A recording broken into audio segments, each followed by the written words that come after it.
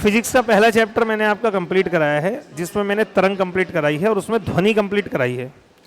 ध्वनि से आने वाले जितने क्वेश्चन हैं एग्जाम में वो मुझे लगता है कंप्लीट हो जाने चाहिए आपके। अनुदैर्ध्य तरंग क्या होती है, अनुप्रस्थ तरंग क्या होती है, डिटेल में चर्चा हो गई। अच्छा, ध्वनि कैसी तरंग है, अनुदैर्ध्य या अनुप्रस्थ, लॉन्गिट्यूडनल है या ट्रांसवर्स है? अनुदैर्ध्य है, अनुदैर्ध्य है, ठीक है।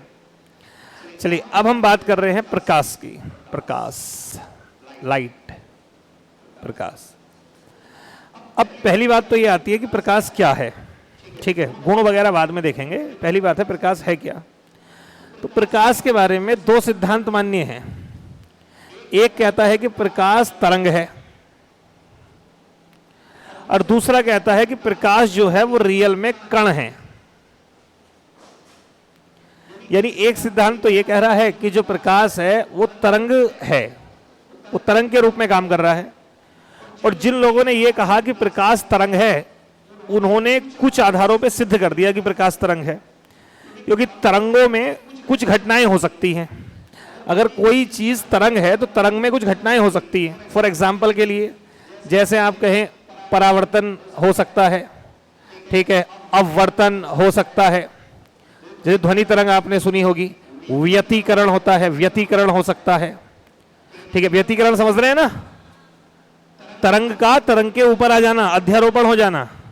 और अगर श्रृंग के साथ श्रृंग यानी समान कला आ जाए तो संपोषी व्यतिकरण, और विपरीत हो जाए तो विनाशात्मक व्यतिकरण। तो व्यतिकरण भी हो सकता है प्रकाश में। प्रकाश में विवर्तन भी होता है। विवर्तन मतलब समझते हैं, किसी धारदार अवरोधक के सहारे मुड़ जाना, यह कहलाता है क्या आपका विवर्तन। तो परावर्तन हो रहा है, अपवर्तन हो रहा है, व्यतिकरण हो रहा है, विवर्तन हो रहा है। एक आध घटना और मैं आपको बता दूं, ध्रुवण भी होता है। ध्रुवण, ये ध्रुवण भी होता है।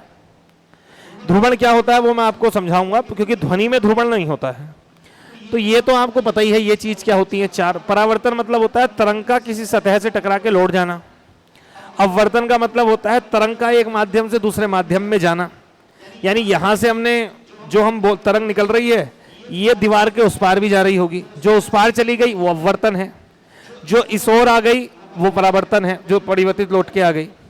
तो चूंकि ऐसा सब तो तरंग में ही होता है, इसलिए कुछ लोग इस बात की तरफदारी करते हैं कि तरंग जो है वो क्या है, एक तरीके का वो मतलब सॉरी प्रकाश जो है वो एक क्या है, तरंग है। लेकिन प्रकाश में कुछ ऐसी चीजें हैं जिसे हम तरंग सिद्धांत के माध्यम से डिफाइन नहीं कर सकते। बात समझ रहे हैं? इसलिए एक सिद्धांत और आ गया, वो ये कहता है कि प्रकाश कण है, यानी प्रकाश कणों के रूप में चलता है, पैकेट्स के रूप में चलता है, वंडल के रूप में चलता है। यानी प्रकाश ऐसे वंडल के रूप में चलता है, बंडल। और ये जो वंडल होते हैं इन्हें क्या कहा जाता है, फोटान कहा जाता है। फोटान नाम सुना है, फोटान।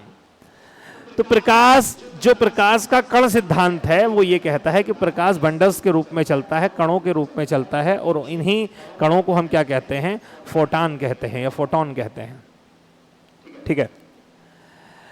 तो हम किसी एक चीज के सहारे नहीं चल सकते। हम ये नहीं कह सकते कि प्रकाश केवल और केवल तरंग है, और ना हम ये कह सकते कि प्रकाश केवल और केवल कण के रूप में चलता है।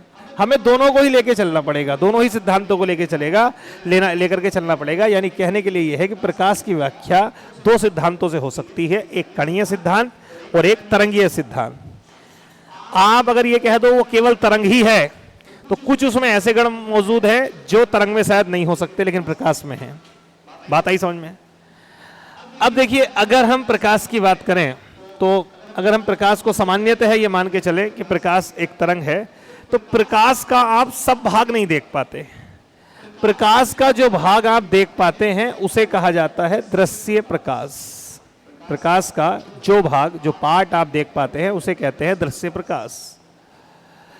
सामान्यतः प्रकाश की तो जो वेव है उसमें से आप केवल उसी तरंग को देख सकते हैं जिसकी तरंगदैर्ध्य 380 नैनोमीटर से लेकर के कितनी नैनोमीटर होती है, 760 नैनोमीटर होती है।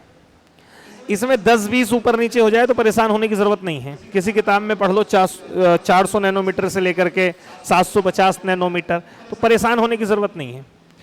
क्लास में कोई ऐसा तो नहीं है जिसका आज पहला दिन हो, फर्स्ट डे तो नहीं है किसी का, बारिश में बह के आ गया हो, नहीं है। 380 नैनोमीटर से 760 नैनोमीटर की तरंगदैर्घ्य जो वाली जो तरंगे होती हैं, उन तरंगदैर्घ्यों को हम देख सकते हैं अपनी आंखों से। तो बेसिकली प्रकाश का हम एक निश्चित भाग देख सकते हैं जिसे हम दृश्य प्रकाश कहते हैं, और सामान्यतः जो हम देख पाते हैं दृश्य प्रकाश, उसको हम जो डिफाइन करते हैं वो विबग्योर के कॉन्सेप्ट से करते हैं कि हाँ V I V G Y O R. बात समझ रहे हैं या नहीं समझ रहे हैं? समझ रहे हैं बात? इसका मतलब क्या है? इसका मतलब है जो प्रकाश की तरंग होती है उसमें से हम जिस प्रकाश के जिस भाग को देख पाते हैं बेसिकली उसकी तरंगदैर्घ्य होती है 380 नैनोमीटर से 760 नैनोमीटर, जिसमें वायलेट की होती है 380 नैनोमीटर और रेड की होती है 760 नैनोमीटर। आपको एक बात पता है, आप कहोगे सर ये हमें दिखाई ऐसे तो नहीं देते। एक्चुअली चूंकि होता क्या है, ये सब कलर मिलकर के बेसिकली ये जितने भी कलर हैं ये सब कलर मिलकर के श्वेत प्रकाश के रूप में दिखाई देते हैं। यानी जब सब रंगों की तरंगदैर्घ्य मतलब जब सब तरंगे एक साथ हैं तब वो आपको श्वेत दिखाई दे रहा है। यानी आप ऐसे मान सकते हैं कि व्हाइट में ये सब छिपे हुए हैं, व्हाइट में ये सब रंग छिपे हुए होते हैं। बात समझ रहे हैं? और केवल इतना ही नहीं, आप ये कहो कि सर क्या इतने ही रंग है? नहीं, इसके बीच में भी तो रंग होंगे, इसके बीच में भी कलर होंगे, इसके बीच में भी कलर होंगे, इसके बीच में भी कलर होंगे। चलो मैं तुम्हें एक कलर का कॉन्सेप्ट ही पढ़ा देता हूं, ठीक है? आपको समझ में आएगा। आपने एक वो पढ़ा है प्राथमिक रंग, कभी स्कूल वगैरह में पढ़ा होगा। प्राथमिक रंग क्या होते हैं? सुना है? बताओ कौन कौन से होते हैं प्राथमिक रंग? प्राथमिक रंग कौन कौन से होते हैं? लाल, हरा, बस और भी लिखवाओगे क्या? 2-4? पीला भी होता है। प्रकाश के संदर्भ में क्या कह रहे हो जी? हमने तो कला में मिलाए हैं। प्रकाश के संदर्भ में ये 3 रंग जो हैं ये प्राथमिक रंगों के अंतर्गत आते हैं। ये जो 3 रंग हैं, जैसे ये हो गया लाल रंग, ये हो गया हरा रंग और ये हो गया नीला रंग। सभी रंग इनके बीच में आते हैं जितने भी रंग हैं। फॉर एग्जाम्पल के लिए जैसे अब बात हम करें लाल और नीला, अगर आप मिला दें तो कौन सा कलर बनेगा? बताओ, लाल और नीला मिला के कौन सा कलर बनेगा? लाल और नीला अगर आप कलर मिलाएंगे तो कलर बनेगा मेजेंटा। जानते हो कैसा होता है मेजेंटा कलर? चलो मैं तो दिखा सकता हूं। ये लाल है और ये नीला है, और इनको आप मिलाओगे तो गर्ल्स बता सकती हैं मेजेंटा कलर कैसा होता है। मेजेंटा कलर कुछ ये होता है, कुछ ऐसा होता है, ठीक है? ये होता है मेजेंटा कलर। इसमें लाल में हल्का नीलापन आपको आ गया, दिखाई दे रहा है, ये है मेजेंटा। ऐसे ही अगर आप इसको मिला लें, लाल को हरे से मिला दें तो एक कलर बनेगा जिसे आप बोलते हैं सियान कलर। सियान सुना है कभी? सुना है सियान कलर कैसा होता है? सियान कलर होता है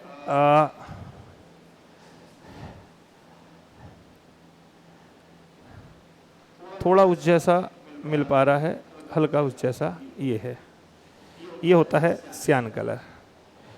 यानी ये जो कलर है ये कलर है सियान कलर, ये सियान है, ठीक है? मैंने कौन सा? लाल और हरा नहीं, सॉरी, लाल नहीं, ये हरा और नीला, हरे और नीले से बनेगा, ये बनेगा सियान। लिखा तो नहीं है, लिख लेना इसको, वो नहीं, यहाँ ये कलर बनेगा सियान कलर, सियान। और अगर आप हरे को और लाल को, जो इनके बीच का कलर होता है, मतलब मिलाने की बात नहीं चल रही है, बीच के कलर की बात चल रही है, इनके बीच का जो कलर होता है वो कलर होता है येलो, पीला। ये होता है पीला, पीला कलर। यानी मैंने 3 कलर लिए हैं, ये हो गया रेड, ये हो गया हरा, ये हो गया नीला। नीला और लाल, इसे बोलते हैं हम मेजेंटा, को ही हिंदी में बोलते हैं नीला लोहित, नीला लोहित, नीला लोहित मतलब समझ गए हो, नीला और लाल मतलब लोहित, ठीक है। तो इसे बोलते हैं हम नीला लोहित रंग। तो नीला लोहित मतलब इसमें हल्का सा लाल है और हल्का सा नीलापन आ रहा है, बात समझ रहे हैं। तो बेसिकली ये जो है, ये वाला जो है, ये आपका इसके बीच में आ रहा है। बीच में मतलब लाल और हरे के बीच में येलो, हरे और नीले के बीच में सियान, और लाल और नीले के बीच में जो है वो कौन सा आता है, आपका मेजेंटा आता है। अब आप यहां पर आओगे थोड़ा ज्यादा हो जाएगा, जैसे अगर हम इस साइड आ रहे, अभी तो बराबर बराबर है, थोड़ा सा इधर आओगे तो आप ग्रीन की साइड बढ़ना शुरू हो जाओगे, आपको ग्रीन के साइड के सब कलर मिल जाएंगे। थोड़ा ऊपर जाओगे तो रेड की साइड के सब कलर मिल जाएंगे। थोड़ा इधर आओगे तो ये वाला ज्यादा ग्रीन होना शुरू हो जाएगा, ये वाला, तो सब कलर जितने दुनिया के कलर हैं वो आपको इस त्रिभुज में मिल जाएंगे। ये डिपेंड करता है कि कौन सा कितना, बिल्कुल ये बराबर क्वांटिटी तो ये बराबर तो ये बराबर तो ये, जितने भी इस दुनिया में कलर हैं वो ध्यान रखना वो केवल इन तीन से ही बने हुए हैं। एक हरा हो गया, एक नीला हो गया और एक लाल हो गया। बात समझ रहे हैं या नहीं समझ रहे हैं? आप अगर नोट्स हो गए तो नोट्स में मैंने पूरा कॉन्सेप्ट डलवाया है, ये मैं बेहतर समझा पाऊंगा आपको जब आपके पास हाथ में नोट्स होंगे, तो उससे आपको बिल्कुल स्पष्ट समझ में आ जाएगा ये वाली बातें, ठीक है। तो इस वाली बात को कल, आप अभी तो नोट्स लेके आए नहीं होंगे, कोई लाया है? कोई नोट्स लेके नहीं आया? आप कल नोट्स ले आओगे तो कल हम इसको थोड़ा सा चर्चा, इसको डिटेल में मैं आपको कर दूंगा, आपको समझ में आ जाएगा कि कैसे क्या है और कैसे क्या नहीं है। बात आ रही है समझ में? चलिए,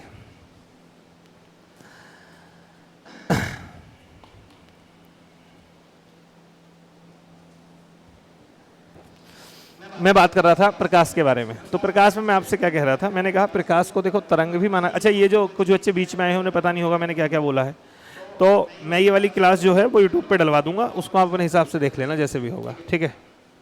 क्या कह रहे हो? हमने तो आगे गलती कर दी घर ही देख लेते आज वाली सारे दिन। तो प्रकाश के बारे में मैंने एक बात आपको बताई कि जो प्रकाश है वो प्रकाश तरंग भी माना जाता है और कण भी माना जाता है। और बेसिकली प्रकाश में मैंने आपको बताया प्रकाश का जो भाग आप देख पाते हैं उसको हम क्या बोलते हैं, दृश्य प्रकाश बोलते हैं। तरंग दैर्ध्य के आधार पर, अब जैसे आप कहोगे सर ये वायलेट कलर कहाँ से आ गया, ये रेड कलर कहाँ से आ गया, तो मेरे भाई ये सब इसी में आएंगे, ये सब इसी में आएंगे। वायलेट जो मिलेगा वो आपको इस वाली रेंज में मिलेगा, यानी नीले और लाल वाली रेंज में वायलेट मिलेगा। बात समझ रहे हैं नहीं समझ रहे हैं? अगर आप इसमें और ज्यादा बढ़ाते चले जाएंगे तो ये वायलेट हो जाएगा। बात समझ रहे हैं? तो जितने भी मिलेंगे आपको कलर वो सब इसी त्रिभुज में मिलेंगे। तो जो बैंगनी वाला कलर होगा, बैंगनी वाला कलर, उसकी तरंगदैर्ध्य सबसे कम होती है, और जो रेड वाला है उसकी तरंगदैर्ध्य सबसे ज्यादा होती है। बात समझ में आ रही है ये वाली, कि जो सबसे ज्यादा है वो किसकी होती है, रेड की, और जो सबसे कम होती है वो होती है आपकी वायलेट की, यानी बैंगनी की। ये बात जो है वो कम से कम आप ध्यान रखना। अब एक बात मैं आपको बताता हूं, मेन जो प्रकाश का फंक्शन है वो क्या है। प्रकाश का मेन कार्य, मुख्य कार्य वो है देखना। हम अगर कोई भी चीज देख पाते हैं तो वो प्रकाश से ही देख पाते हैं, प्रकाश के बिना आप नहीं देख सकते हैं। फॉर एग्जाम्पल के लिए यहां पर कोई एक वस्तु है, ये कोई एक चीज है सामने, कुछ भी है मान लो ये, और यहां पर कोई व्यक्ति खड़ा हुआ है। अगर प्रकाश ना हो बिल्कुल भी, यहां बिल्कुल भी प्रकाश ना हो, तो किसी भी कंडीशन में ये व्यक्ति इसको नहीं देख सकता, क्योंकि आंखों को तो सिग्नल मिल ही नहीं रहे ना। लेकिन यहां पर मान लो कि एक बल्ब जल जाए, एक लाइट प्रकाश स्रोत आ जाए, तो फिर क्या होगा, फिर यहां से निकलने वाली जो तरंगे होंगी वो सब तरंगे इधर जाएगी, ये प्रकाश जाएगा। अच्छा, जब ये प्रकाश जाएगा तो इसमें तो सब जाएंगे, इसमें VIVGYOR, अरे ये छोड़ो, इनके अलावा मैं कह रहा हूं लाखों कलर जाएंगे, क्योंकि केवल कलर इतने ही नहीं होते, कलर तो लाखों हैं, 10 लाख हैं। आप इस त्रिभुज के जिस रेंज पे आगे बढ़ोगे कलर चेंज होता चला जाएगा, कलर चेंज होता चला जाएगा, समझ रहे हैं ना? वो थोड़ा सा वो बढ़ा तो चेंज, थोड़ा वो बढ़ा तो चेंज, तो कलर तो कितने ही हो सकते हैं। लेकिन सामान्य तौर पे मैं आपसे कह रहा हूं कि आप मान के चलो जो कलर होंगे वो इन्हीं के बीच के होंगे, सबसे कम तरंगदैर्ध्य वाला और सबसे ज्यादातर होगा ये। लेकिन एक मैं आपको विशेष बात बताता हूं, हर वस्तु का एक गुण होता है, वो जिस कलर की वो वस्तु होती है वो उसी वाली तरंगदैर्ध्य को वापस करती है, बाकी वाले को अवशोषित कर लेती है। यानी जैसे पीला है तो अब इसे क्या करना है, इसमें से बस पीला ही इसको लौटाना है, बाकी सबको ये अवशोषित कर लेना है इसको। तो बाकी के जितने भी होंगे वो सब अवशोषित हो जाएंगे, केवल कौन सा जाएगा, केवल और केवल यहां से ये गई थी श्वेत प्रकाश किरण, अब यहां से क्या होगा, उसने बाकी सबको अवशोषित कर लिया, केवल किसको छोड़ा, पीले को छोड़ा। अब आंखों पे जब व्यक्ति के पीला पहुंचेगा तो ये वस्तु इंसान को कैसी दिखाई देगी, पीली दिखाई देगी। सामान्यतः कोई वस्तु आपको जिस कलर की होती है उसी कलर की क्यों दिखाई देती है, उसका रीजन है क्योंकि जो लाइट है, जो प्रकाश है, उसमें तो सभी तरीके के कलर हैं। बात समझ रहे हैं, 380 नैनोमीटर से 760 नैनोमीटर वाली सभी तरंगे हैं, लेकिन वो वस्तु जिस कलर की है वो क्या करेगी, वो उसी रंग की तरंगदैर्ध्य को वापस कर देगी, बाकी सबको अवशोषित कर लेगी। बात समझ रहे हैं। लेकिन अगर इसमें कहीं हमने बात नहीं करी काले की और सफेद की, ठीक है, काला और सफेद, काला और सफेद क्या है, रियल में ये कोई एक रंग ही नहीं है। पहली बात, काला रंग, काला तो कोई रंग ही नहीं है, जहां कोई रंग नहीं वो काला है। ऐसी कोई चीज जिसमें किसी तरंग को वापस करने की क्षमता नहीं है, किसी को भी वापस करने की क्षमता नहीं है, वो काला है। इसलिए काला कोई रंग नहीं होता है। कोई वस्तु अगर काली है तो समझ जाना वो किसी भी तरंग को वापस करने की क्षमता उसके अंदर नहीं है। श्वेत के अंदर क्वालिटी क्या है, क्योंकि श्वेत में सब छिपे हुए हैं, इसमें तो सब हैं, विप की ओर के सब हैं छिपे हुए। चूंकि इसके अंदर सब हैं, इसलिए जब कोई प्रकाश किरण आएगी तो उसके जितने तरंगदैर्ध्य वाली तरंगे मतलब कलर होंगे, उन सबको परिवर्तित करने की इसमें क्षमता होगी। काले में इसलिए नहीं होती क्योंकि काला कोई कलर ही नहीं है, तो वो किसी भी कलर को परिवर्तित नहीं कर सकता। कहने का मतलब यह है, सफेद रंग पर अगर प्रकाश जाएगा तो सभी प्रकार की तरंगे वापस आ जाएंगी, चाहे नीली हो, हरी हो, लाल हो, पीली हो, कैसी भी हो। कभी तुमने काले रंग की लाइट देखी है जलती हुई, काली लाइट, काली रंग, पीला रंग देखा होगा, लाल रंग, काला रंग देखा होगा, लेकिन काले रंग की लाइट, फिर वो काला है तो वो लाइट ही नहीं है, कोई लाइट ही नहीं है ना फिर तो। समझ रहे हैं? अंधेरा करने के लिए हम काली लाइट का बल्ब नहीं जलाते, जो लाइट होती है उसे बंद कर देते हैं, यानी लाइट का ना होना ही काला है। तो कहने का मतलब मेरा सीधी सी बात है, अगर कोई सफेद रंग की वस्तु है तो वो सभी तरंगों को वापस कर देगी। क्यों कर रही है वापस, इसका रीजन है, मैंने आपको बताया। देखो जो श्वेत होता है ना, सफेद रंग, वो बीच में होता है।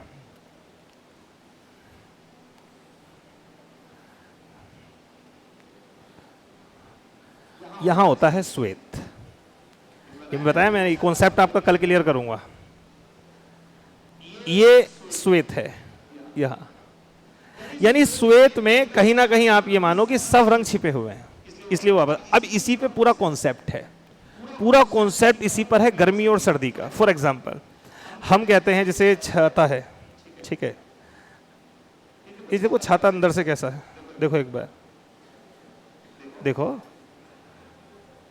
इतनी मेहनत का काम दिए किया है, दिखाओ, देखो ये वाइट सा है वाइट सा, ये अंदर से वाइट बना रखा है, और ज्यादातर बाहर से छाते ब्लैक होते हैं। ये तो आजकल चोचलेबाजी होने लगी लड़कियों के कारण से, उन्हें पसंद नहीं आते काले कलर, इसलिए ये रंगीन कलर के छाते आने लगे, ठीक है। रियल में छतरी बाहर से काली होती है और अंदर से छतरी सफेद होती है।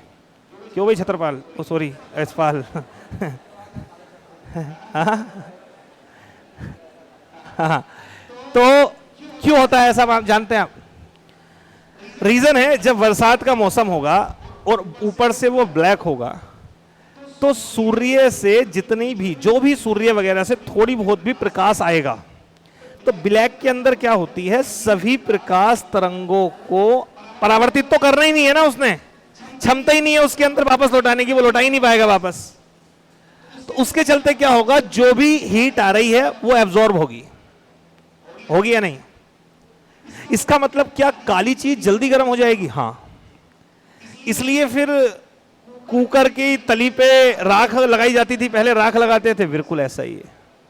बर्तनों को नीचे से काला किया जाता था। तो काले करने के पीछे लॉजिक क्या था? लॉजिक यही था कि जो वेव आ रही है नीचे से, विकिरण आ रहा है, उस विकिरण को उसमें अवशोषित करने की क्षमता है। अच्छा, अंदर से सफेद क्यों है? एक्चुअली जो हमारी बॉडी से विकिरण निकल रहा है, बात समझ रहे हैं, जो नीचे से हीट निकल रही है, व्हाइट कलर के साथ क्या, व्हाइट कलर उस पूरी हीट को वापस करेगा। तो वापस करेगा तो वो अंदर ही रहेगा, वो बाहर नहीं निकलेगा, जिससे कि थोड़ी अंदर की जो चीज है वो बनी रहेगी। बात समझ रहे नहीं? अब ये जो छाते हैं, ये बारिश वाले छाते नहीं है। मैं आपको एक भी अंतर भी कर देता हूं, क्लियर बता दूं।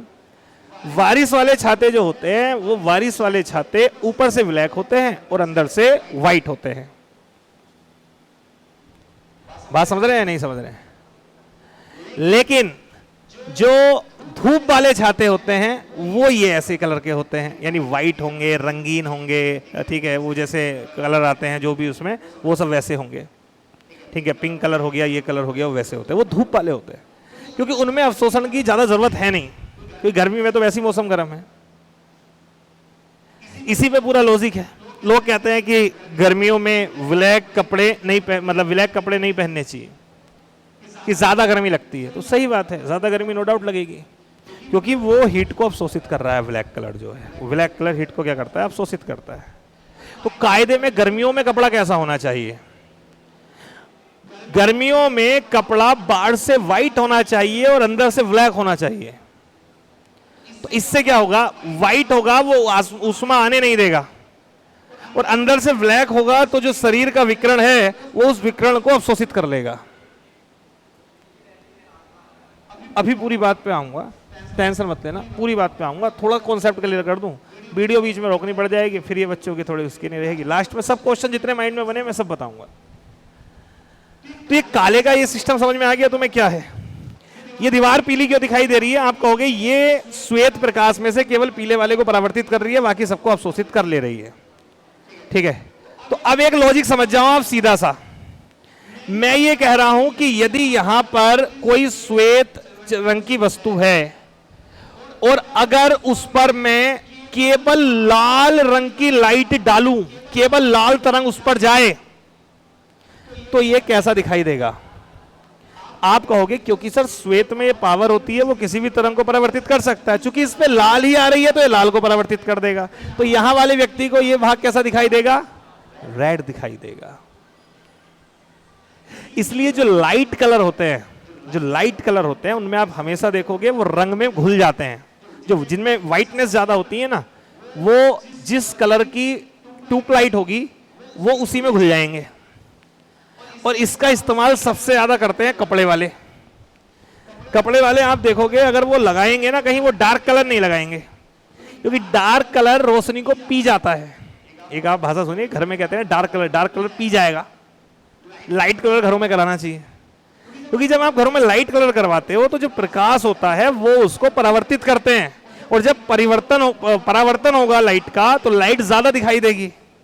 लेकिन आपने डार्क कर दिया तो वो लाइट को पी जाएंगे। पीने का मतलब वो विकिरण को अवशोषित कर लेंगे, वो परावर्तित नहीं करेंगे। फिर तो आपको बस केवल अगर आपने कमरे में ब्लैक कर दिया और बल्ब लगा दिया तो बस केवल वही आपको दिखाई देगा, परावर्तन नहीं होगा। देखो हर चीज के पीछे, दैनिक चीजों के पीछे एक साइंस है, और अगर आप उस साइंस को नहीं समझ पा रहे हो, अगर साइंस नहीं समझ रहे हो, ऐसे ही काम कर रहे हो, तो गड़बड़ है। फिर तो कहीं ना कहीं गड़बड़ है। तो हर काम जो है ना, हर चीज जो पूरे का पूरा दैनिक जीवन साइंस पे आधारित है, पूरा साइंस पे चल रहा है। बात समझ रहे हैं नहीं समझ रहे हैं? ठीक है।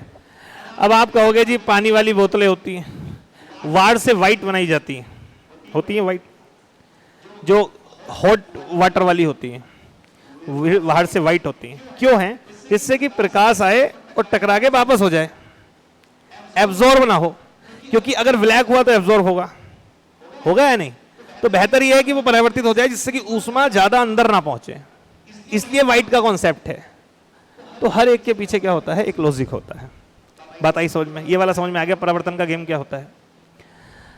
अगर ये समझ में आ गया तो पहले मैं क्लियर ही कर दूं आपको, कल आप नोट्स लेकर के आओगे तो और बातें क्लियर करेंगे कि परावर्तन रियल में होता क्या है। परावर्तन क्या होता है। आप अभी तो ये मान लो कि प्रकाश जो है वो पहले मैंने आपको बता भी दिया है कि प्रकाश जो है वो एक क्या है, एक तरंग है। और मैं आपसे कहूं ये कैसी तरंग है, तो आप कहोगे ये है EMW, इलेक्ट्रोमैग्नेटिक वेव है। लेकिन मन में एक विचार आ सकता है कि सर जो यांत्रिक तरंगे होती है, मैकेनिकल वेव होती है, वो दो तरीके की होती हैं। या तो ये होता है कि वो ऐसी होती है, या तो ये होता है कि वो ऐसे चलेंगी, फिर वो ऐसी वाली स्थिति बनेगी। होगा या नहीं? मेरी बात समझ रहे हो नहीं? तो बात आती है कि इनमें से किस टाइप की होती है वो EMW, इलेक्ट्रोमैग्नेटिक वेव। तो मैं आपसे सीधा कहूंगा इसका और इसका तुलना वैसे तो कर ही नहीं जा सकती। ये तरंग कौन सी है जल्दी बताओ? अनुप्रस्थ है ये वाली, और ये वाली अनुदैर्ध्य, यानी इसे बोलते हैं ट्रांसवर्स वेव और इसे बोलते हैं लॉन्गिट्यूडनल वेव। तो एक्चुअली जो ये इलेक्ट्रोमैग्नेटिक वेव है वैसे तो कोई तुलना ही नहीं है, क्योंकि वो मैकेनिकल वेव है, उसे चलने के लिए माध्यम चाहिए, चलने के लिए माध्यम नहीं चाहिए। लेकिन फिर भी आपसे पूछ ले कि प्रकाश कैसी तरंग है और ऑप्शन दे दे, और ऑप्शन में EMW ना हो, तब आप अनुप्रस्थ लगा देना। रीजन है प्रकाश जो है वो इस प्रकार, यानी उसकी प्रकृति जो है वो अनुप्रस्थ प्रकार की होती है। बात समझ में आ रही है नहीं? लेकिन कोई लॉजिक नहीं है इस बात का, क्योंकि आप कहें जी अनुप्रस्थ तो वो होती हैं कि तरंग जिस माध्यम में गति करे तो माध्यम के कण जो है वो लंबवत गति करते हैं, तरंग ऐसे जा रही है वो ऐसे गति करेंगे। लेकिन प्रकाश के साथ ये लॉजिक इसलिए नहीं है कि प्रकाश तो वहां भी चल सकता है जहां माध्यम नहीं है, फिर वहां कण ही कैसे गति करेंगे? बात समझ रहे हैं? इसलिए मैं आपसे स्पष्ट कर रहा हूं, अगर आपसे पूछे प्रकाश कैसी तरंग है तो आप बताएंगे ये विद्युत चुंबकीय तरंग है, इलेक्ट्रोमैग्नेटिक वेव है। लेकिन अगर ये पूछ ले कि प्रकाश अनुदैर्ध्य या अनुप्रस्थ में से किस प्रकृति की होती है, तब आपको क्या लगाना है कि वो अनुप्रस्थ प्रकृति की होती है। ये चीजें आगे और हद तक क्लियर हो जाएंगी जब आगे हम बात करेंगे। तो देखो, मैं एक बात कह रहा था आपसे, परावर्तन क्या होता है। सामान्य तौर पे परावर्तन का मतलब होता है किसी चीज का रिफ्लेक्ट हो जाना, परावर्तन है। आपने गेंद फेंकी, गेंद दीवार से टकरा के लौट के आ गई, परावर्तन है। परावर्तन में दो चीजों का जरूरत है, दो चीजों की जरूरत होती है। एक तो वो चीज जो वापस लौटा दे, यानी इसे बोलते हैं परावर्तक पृष्ठ कह सकते हैं, इसे हम कहते हैं परावर्तक पृष्ठ, इसे हम कह सकते हैं। और दूसरी होती है एक गमनशील वस्तु जो गमन कर रही है, जो टकरा के वापस आएगी। प्रकाश के संदर्भ में इसे हम समझ लेते हैं क्या? तरंग। यानी तरंग का एक सतह से टकरा के वापस आना क्या कहलाता है? परावर्तन कहलाता है। अगर यह दुनिया में परावर्तन ना होता प्रकाश का, तो आंखों का कोई फायदा ना था। अगर ये नियम अगर साइंस का नहीं होता, परावर्तन प्रकाश का नहीं हुआ करता, तो आप यकीन मानना फिर किसी भी कंडीशन में आंखों का कोई मतलब था नहीं, फिर तो कुछ दिखाई नहीं देता। जब किसी वस्तु से टकरा के प्रकाश आता ही नहीं, तो फिर वो वस्तु कैसे दिखाई देती? मैं आपको देख पा रहा हूं क्योंकि आपकी बॉडी से प्रकाश टकरा करके मेरे तक पहुंच रहा है, और इसमें बहुत बड़ा योगदान है आपके शरीर का, क्योंकि परिवर्तित कौन कर रहा है प्रकाश को? आपका शरीर कर रहा है परिवर्तित। बात समझ रहे हैं? एक बात और मैं आपको बताता हूं, परावर्तन जो अच्छा होता है वो तब होता है जब पृष्ठ चिकना हो। अगर पृष्ठ चिकना होगा तो परावर्तन बढ़िया होगा। बात समझ रहे हैं? चिकना पृष्ठ होगा। खुरदरे पृष्ठ पे परावर्तन बेहतर नहीं होता है, चिकने पृष्ठ पर परावर्तन बेहतर होता है। चिकनी चीज पे तुरंत लौट करके चीज आ जाएगी। फॉर एग्जाम्पल के लिए, शीशा कितना चिकना होता है? होता है नहीं? शीशा जो होता है आपका, उसमें आप देखो पूरा स्पष्ट, जितनी प्रकाश तरंगे जाती हैं हमारी बॉडी से टकरा के, वो दोबारा शीशे पे जाएंगी और पूरी की पूरी लौट के आंखों पर आ गई। यहां से प्रकाश टकरा के गया शीशे पर, वहां से उसने पूरे को परावर्तन किया और वो हमारी आंखों तक पहुंच गई, और हमें यही चीज सामने दिखाई दे रही है। लेकिन मैं कहूंगा थोड़ी कम चिकनी चीज पे देखोगे तो आपको हल्का दिखाई देगा, परावर्तन थोड़ा कम हो रहा है, तो आपको स्पष्ट दिखाई नहीं देगा। पानी में देखोगे अपना दिखाई देगा लेकिन प्रॉपर नहीं, इसका मतलब है परावर्तन प्रॉपर नहीं हो रहा है। और खुदरी चीज पे देखोगे, दीवार पे देखोगे अपने आप को, दिखाई दोगे क्या? नहीं दिखाई दोगे। क्यों नहीं दिखाई दे रहे? उसका रीजन क्या है? परावर्तन नहीं कर पा रही है वो उतना।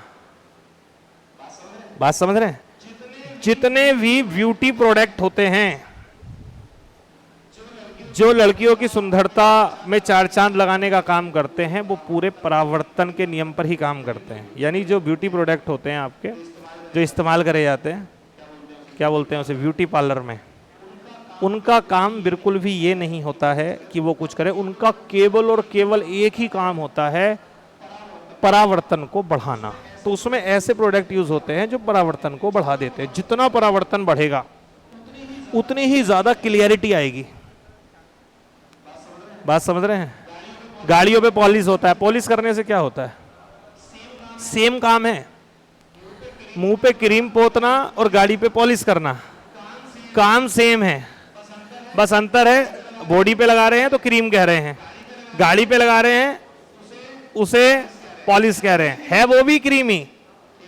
ठीक है, तो पॉलिश लगाने के बाद गाड़ी चमक जाती है। क्यों चमक जाती है आपको पता है? क्योंकि परावर्तन बेहतर हो पाता है, इसलिए पॉलिश के बाद कोई चीज चमक जाएगी। पॉलिश मत लगाओ, तेल लगा लो, तेल तेल।